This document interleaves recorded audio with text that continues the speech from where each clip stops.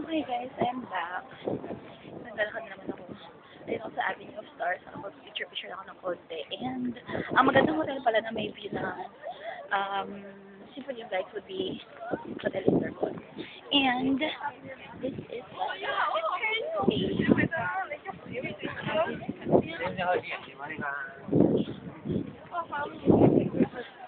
ko alam po ano yun, pero parang siya ng train. Model.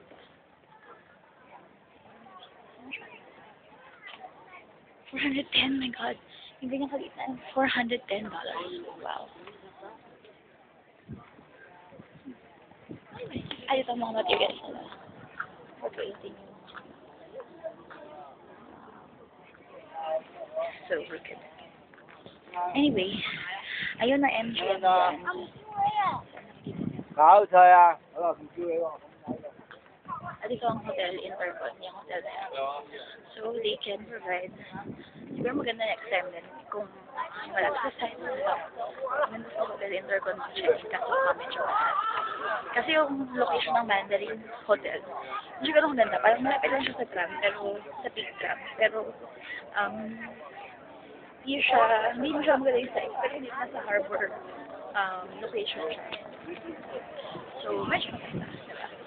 Sila naman yung mga star something. May nakalagay sa kanila. Kaso, yung maintindihan kasi syempre Chinese, diba?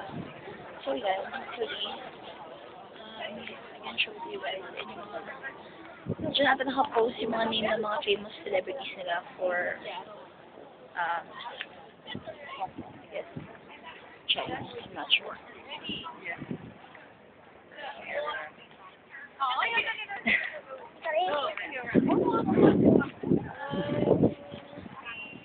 Yan. Pero haba pa pala to. Napagod na ako. Parang naman ko na nagawa si mama, nakaupo lang. Ay, naku, naalala ko ito yung sinabi nila iyo dati na kung may kasama kang nanay, mahirap mag-ano. Ay, naku, yung fairness na dami ko nagawa, ang dami kong na-miss dapat gagawin ko. Hindi ko nagawa kasi nga si mama pagod. So, syempre ako na siya i-push. But anyway, since babalik pa naman ako dito, so I'm pretty sure magagawa ko pa yun next time. And, so, ang Intercon. Talagang, pailalim siya sa, tubig.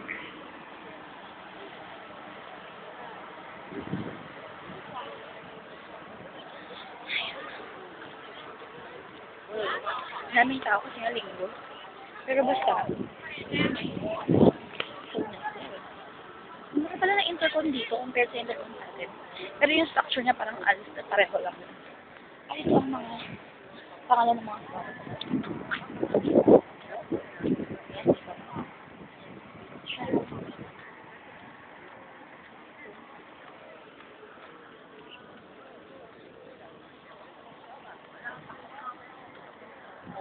Ayan.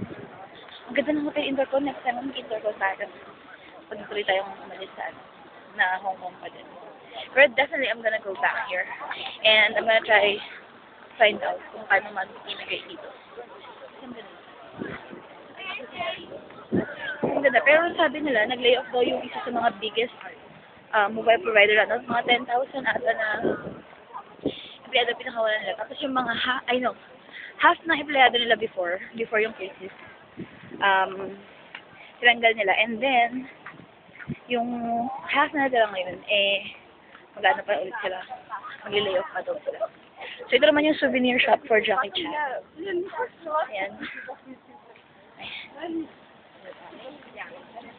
So, I'm not really sure if you guys are seeing it, pero yan. Souvenir shop for Jackie Chan. Kasi the stuff here is so expensive, so it's not advisable to buy them. Like, for example,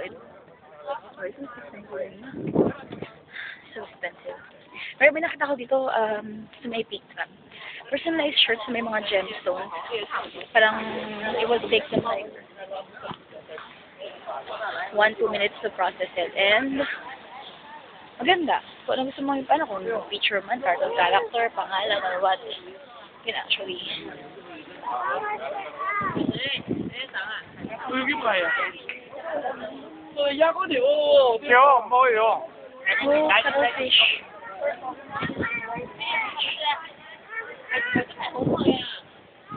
$20 cuttlefish. Ayoko na. Kaya na ako melon.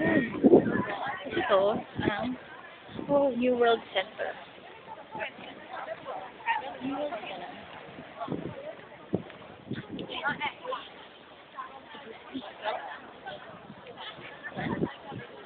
Statue ni Bruce Lee.